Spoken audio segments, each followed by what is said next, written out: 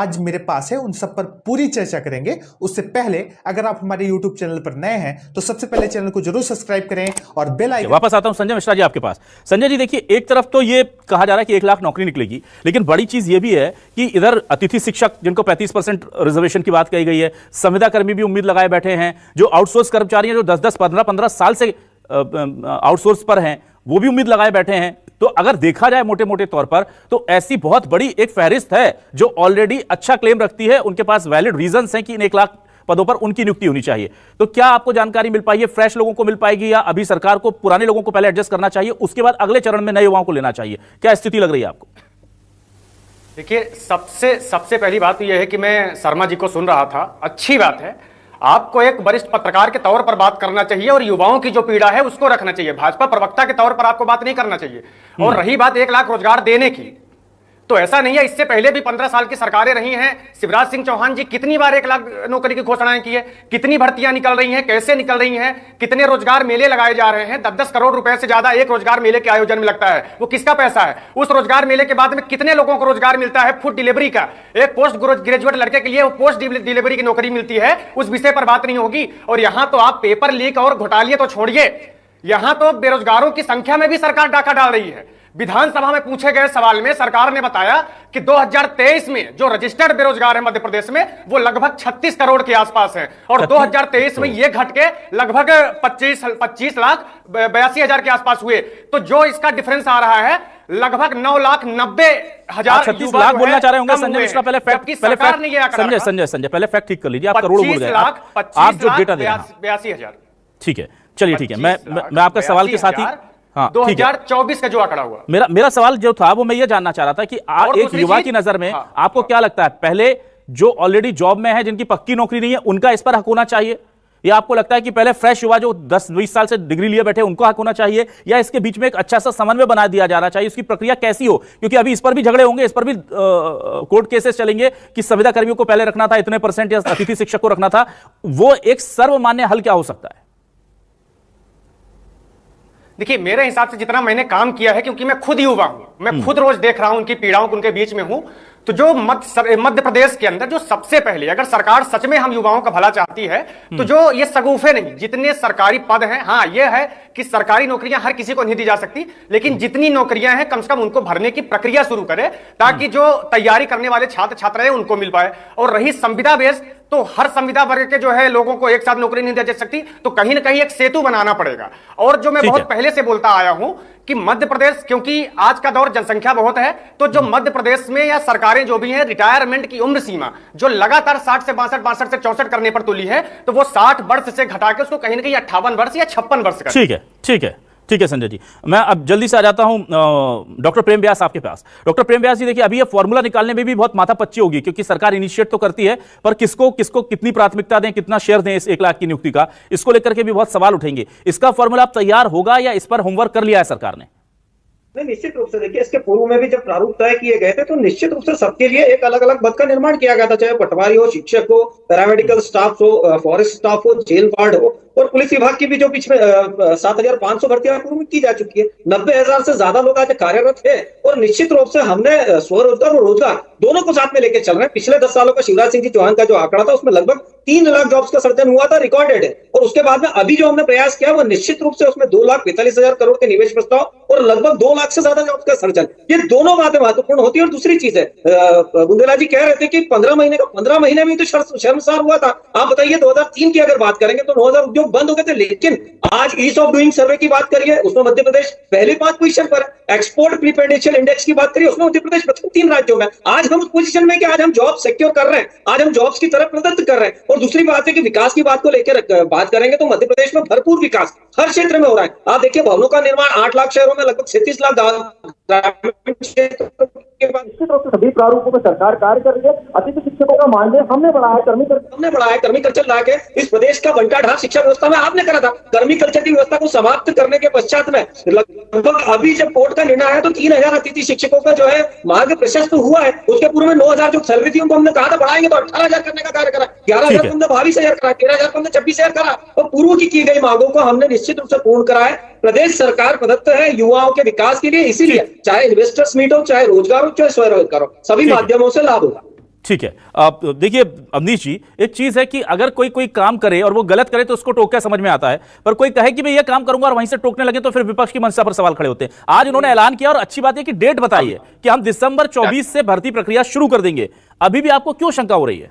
अभिलाष जी, क्योंकि ये बातें पहले भी हो चुकी है। शिवराज जी ने कहा था 1 लाख भर्तियां करूंगा, कहां हुई? मैं तो कह रहा हूँ 56,000 की जो एग्जाम करवाए थे उसमें से 18,000 को नौकरियां मिली, बाकी कहां है? पहली बार। और ये कोई क्या पहली बार घोषणा हो रही है? जो संजय मिश्रा जी बिल्कुल सटीक बात कह रहे हैं कि बार बार घोषणा की सिर्फ सुर्खियां बनाई जाती हैं। आपने इतने सारे इन्वेस्टर समिट कर ली, प्रदेश में बताया कौन सा उद्योग आपका जमीन पर उतरा और कितने लोगों को नौकरियां मिल गई। बल्कि मैं बता दूं आपको, इंदौर के आसपास पीतमपुर में आप देखें ब्रिजस्टोन जैसे बड़े बड़े औद्योगिक संस्थान कांग्रेस शासन काल में लगाए गए, एसटीआई इंडोरामा जैसे कांग्रेस शासन काल में लगाए गए। आप इसके बाद देवास में जहां Ranbaxy moral overseas, Tata export सब बंद हो चुकी है, गजरा गेयर बंद हो चुकी है, जहां हजारों लाखों लोग नौकरियां करते थे। पता करें ब्रिजस्टोन ने अपनी 50% प्रोडक्शन कैपेसिटी पुणे क्यों शिफ्ट की? क्योंकि यहाँ की सरकार जो रही निकम्मी रिश्वतखोर सरकार भाजपा की, वो उनको सही समय पर पानी और बिजली उपलब्ध नहीं करा पाई, वो चले गए वहां पर। यही भोपाल की बात कर ले, भोपाल में मंडीदीप में लेकिन निवेश तो अवनीश जी, निवेश तो पहले से कांग्रेस की सरकारों से ज्यादा दिख रहा है ना प्रदेश में। अभिलाष जी गलत की, अभिलाष जी प्लीज मेरा निवेदन है, अभिलाष की बात बोलिए। अभिलाष जी मैं वही कह रहा हूँ कि हमारे समय में ये औद्योगिक संस्थानों ने आकार लिया। हमने इतनी इन्वेस्टर समिट नहीं कराई, इनने तो पता नहीं कितनी करा दी, हजारों करोड़ रुपए बर्बाद कर दिए अपने ब्रांडिंग पर, लेकिन कितने उद्योग लग गए। बल्कि 15 माह की कमलनाथ सरकार में आप देखें कितने उद्योग से जमीन पर आए। इफ्का जैसी कंपनी को अपनी यूनिट स्टार्ट करना थी, रतलाम में वो चालू हुई। आप सोचे दमोह में इंडियन सीमेंट का जो प्लांट था इतने सालों से लंबित था, कमलनाथ जी ने 3 महीने पूरी एनओसी दी। आप देखो वो प्लांट अपना आकार ले रहा है। भाजपा बता दें इनके समय में कौन से प्लांट लगे। और फिर एक बार कहूंगा, नियुक्तियों की घोषणा होती है, नियुक्तियां नहीं होती है। 4 जून 2023 को 2.5 लाख संविदा कर्मी को रेगुलर करने का क्या हुआ तेरा वादा?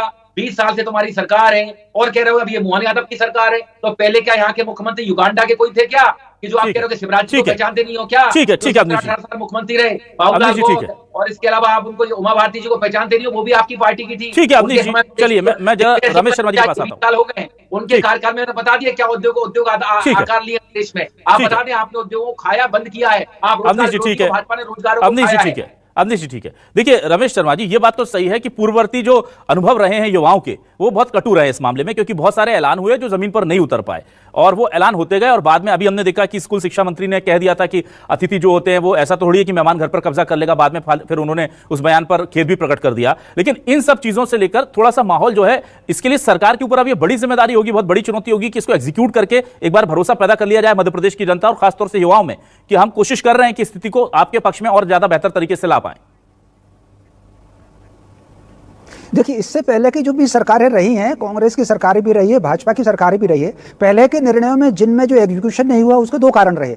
या तो घोषणाएं चुनाव के समय हुई हैं, या अगर अन्य दिनों में चुनाव की घोषणाएं हुई हैं तो मामले कोर्ट में चले गए और वो जांच प्रक्रिया में उलझ गए, तो वो उससे दोनों सरकारें प्रभावित हुई हैं। तो इस वजह से वो एग्जीक्यूशन नहीं हुआ। जो कि मैंने पहले ही कहा, ये घोषणा ऐसे समय हुई है कि चुनाव सिर पर नहीं है और उसमें बाकायदा तारीख दी गई है। ऐसी स्थिति में मैं अपनी दृष्टि से सरकार की मंशा पर कोई प्रश्न खड़ा नहीं करूंगा और उसकी प्रशंसा ही करूंगा, क्योंकि बिना किसी चुनाव के अगर आप भर्ती की घोषणा कर रहे हैं और उसमें समय भी निर्धारित कर रहे हैं कि फला तारीख से फला दिन से हम प्रक्रिया शुरू करेंगे, तो मैं समझता हूं इसकी प्रशंसा की जानी चाहिए निश्चित रूप से। इसको कुल मिलाकर के हमको अब ये सावधानी बरतना है कि जैसे कि पुरानी घोषणाओं के क्रियान्वयन में लोगों ने बाधाएं उत्पन्न की हैं, वैसी बाधा इसमें उत्पन्न ना की हो। जिनको सरकार को गरियाना है वो गरियाते रहे, लेकिन इस योजना का क्रियान्वयन समय पर हो जाए, उसमें सहयोग करें। भाजपा की फर्जी होती है, आपके कहने का मतलब है ना वो जुमले होते हैं। अमित शाह भी कह रहे हैं। अवनीश जी बोलने दीजिए। अवनीश जी जब आप बोल रहे थे वो सुन रहे थे, प्लीज अवनीश जी ना, हाँ आप प्लीज बोलने दीजिए। हाँ बोलिए रमेश जी, बोलिए। हाँ, तो मैं ये कह रहा हूं कि जिनको सरकार का विरोध करना है वो करते रहें वो, लेकिन इस एक मुद्दे पर, बाकी 99 मुद्दों पर आप विरोध करते रहिए। इस एक मुद्दे पर सारे लोगों को एकजुट होकर के ये सावधानी बरतना है कि इस प्रक्रिया के क्रियान्वयन में बाधा ना हो। और अगर बाय द वे किसी वजह से अगर ये प्रक्रिया उन्होंने दिसंबर की तारीख दी है तो दिसंबर को और अपन 31 दिसंबर मान लें, तो 2025 जब शुरू होता है तो बिल्कुल विनम्रता पूर्वक सरकार से पूछे कि भाई साहब वो क्या हुआ, आपने वो घोषणा की थी दिसंबर की, अब तो जनवरी आ गया। तो मैं समझता हूं ये ये कहीं ना कहीं एक नैतिक दबाव सरकार पर बनाना होगा। बाकी ये योजना मेरी दृष्टि से तो बहुत अच्छी है। बाकी आपके चैनल के माध्यम से मैं उन युवाओं के सामने भी एक प्रश्न उठाना चाहता हूं। माता पिता ने तुमको पढ़ा लिखा के खड़ा कर दिया, अगर तुम अपनी रोटी अपने पैरों पर खड़े होकर अपनी बुद्धि से नहीं कमा पा रहे तो फिर तुमको तुम्हारा क्या, तुम अपने बारे में भी क्यों विचार करो। तो मोटे तौर पर कहीं ना कहीं अपने पुरुषार्थ को, अपनी परंपरा को, अपनी प्रज्ञा को, अपने कौशल को, अपनी शिल्प को, अपनी दक्षता को, अपनी प्रतिभा को, उसको तो कम से कम युवा पहचाने और युवा पहचान करके उनके अंदर जवानी में वो ताकत होती है कि जमाने की दिशा को बदल दें। और तुम रोटी और बेरोजगार के लिए घूम रहे हो और सड़क पर प्रदर्शन कर रहे हो तो काहे के युवा हो। तो कुल मिलाकर के तो ये कहीं ना कहीं युवाओं को भी चाहिए। आने वाला समय मशीन का युग है, नौकरियां बचने वाली नहीं है। अब जब नौकरियां मिलेंगे ही नहीं तुमको तो क्या कर लोगे। तो इसलिए कहीं ना कहीं स्वरोजगार की तरफ लौटो। वो स्वरोजगार क्या हो सकता है जी। बिल्कुल नहीं, ये बात बिल्कुल सही है। अब उम्मीद ये करते हैं, चूंकि हालांकि बीजेपी की सरकार है, ये बात अपनी जगह बिल्कुल सही है, पर एक चीज यहां पर यह भी देखनी होगी कि मोहन यादव को सीएम बने अभी यहां आए, और ऐसा नहीं है कि शिवराज जी ने जो किया वो मोहन यादव जी करेंगे, क्योंकि उस समय चुनाव आए थे 2022 में कहा था। और यहां एक जो उम्मीद की एक किरण दिख रही है वो ये कि अभी पूरे 4 साल बचे हैं और तारीख दी गई है। अगर उस टाइम तक भर्ती प्रक्रिया 1 लाख रिक्तियों के विज्ञापन नहीं दिखते हैं तो उनसे सवाल पूछे जाएंगे। तो सरकार की मंशा पर अभी कम से कम हमको लगता है कि 1 महीने रुकना चाहिए, 1.5 महीने। उसके बाद फिर जाहिर सी बात है कि कांग्रेस की जो चिंता है, पटवारी भर्ती घोटाला हो जाए विलास जी दोबारा है, क्योंकि इनका तो ये रहता तो है आप ना अवनीश जी आप कह रहे हैं कि फिर भर्ती ना निकालें आपको डायरेक्ट।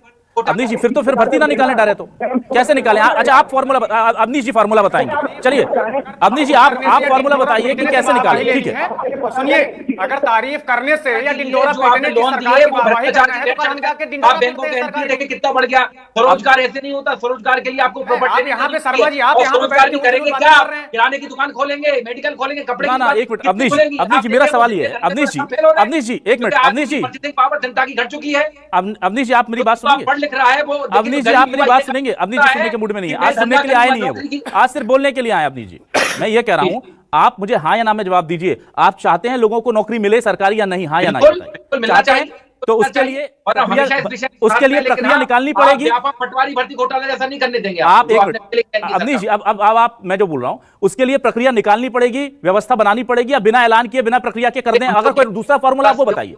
करिए तो आप करिए तो अरे भाई यही तो सवाल है कि अभी तो ऐलान हुआ है, उसमें कुछ कमी तो आने दीजिए, उसके बाद हम और आप बैठे हैं ना। 22 अक्टूबर 2024 अभिलाष जी आज अगली बार बैठ विषय पर। अवनीश जी अब मैं बोलना नहीं चाह रहा था, लेकिन आप जाते जाते मुझे बोलने पर मजबूर कर रहे हैं कि आपके इन विषयों पर हम भी उतनी चिंता करते हैं। ना आपके इन विषयों पर हम भी उतनी चिंता करते हैं जितनी संजय जी कर रहे हैं, मिश्रा जी कर रहे हैं, हमें भी उतनी चिंता है। और जो ऐसा हमको भी लगता है कि मध्य प्रदेश में इस वक्त हालात बहुत खराब है, लेकिन जब बीजेपी 20 साल तक लगातार जीतती रहती है तो हमको लगता है कि शायद उतने भी खराब नहीं होंगे, क्योंकि जनता क्यों भरोसा कर रही है इस पर भी हमें सोचना।